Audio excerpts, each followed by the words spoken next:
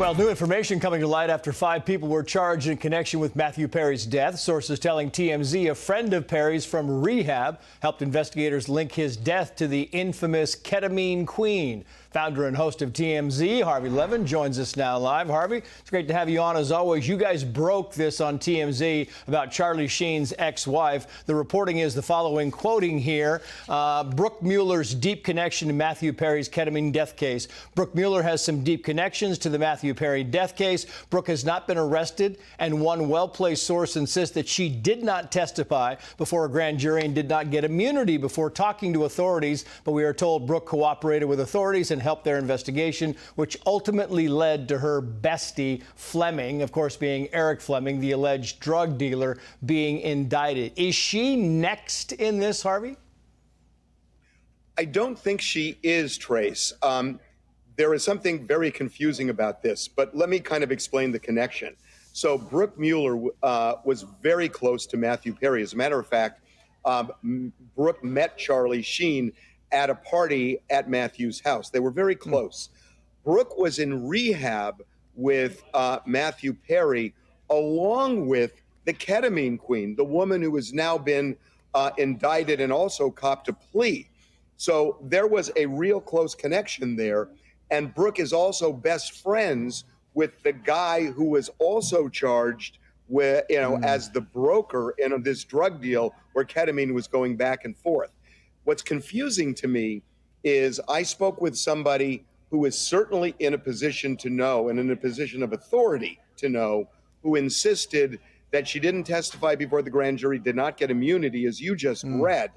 It is weird to me, I guess that word can be used a lot these days, weird to me that that she would talk to authorities without getting that kind of guarantee of immunity. But what we're told is she is not in any way on the radar in terms of getting indicted. But this just shows these deep connections in Hollywood, because Matthew Perry is not a one-off. When you look at the ketamine queen, at what was in her home, as a matter of fact, we just posted a story.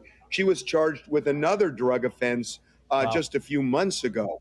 It can't just be Matthew Perry. There were thousands of pills, ecstasy, MDMA, ketamine, coke, Xanax, all sorts of drugs that they found at her home. This goes way beyond Matthew Perry. You talk about Hollywood, Harvey. I'm just wondering, did you have any indication? Were you tipped off at all? Did you know? I know ketamine's a big industry. Did you realize it was that big in the entertainment industry in Hollywood? Yeah, I mean, we had heard about this. I mean, look, we've done a bunch of documentaries that kind of touch on this, notably Michael Jackson, where, it wasn't ketamine, but he was getting Demerol from a dozen doctors. And there was almost a ring of people who were basically fueling Michael Jackson's addiction. We've seen this over and over with celebrities who have a lot of money, who have certainly the means and the access to get these drugs. And there are plenty of people who will facilitate that in this town.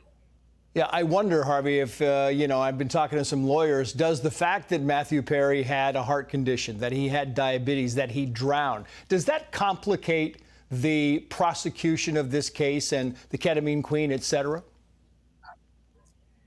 Well, I suppose that's going to be part of the defense, that he didn't die from ketamine. The reality is what he died from is he had enough ketamine in him for general anesthesia.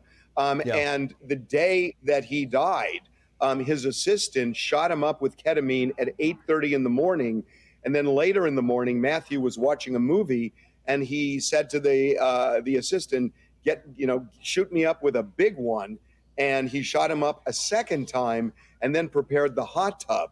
So, when you engage in reckless conduct that would then lead to somebody's death, the argument I suppose you could make is it's manslaughter, not murder, because there was no intent to kill.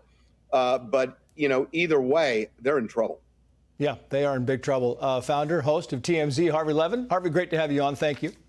Hey everyone, I'm Emily Campagno. Catch me and my co-hosts Harris Faulkner and Kaylee McEnany on Outnumbered every weekday at 12 p.m. Eastern, or set your DVR. Also, don't forget to subscribe to the Fox News YouTube page for daily highlights.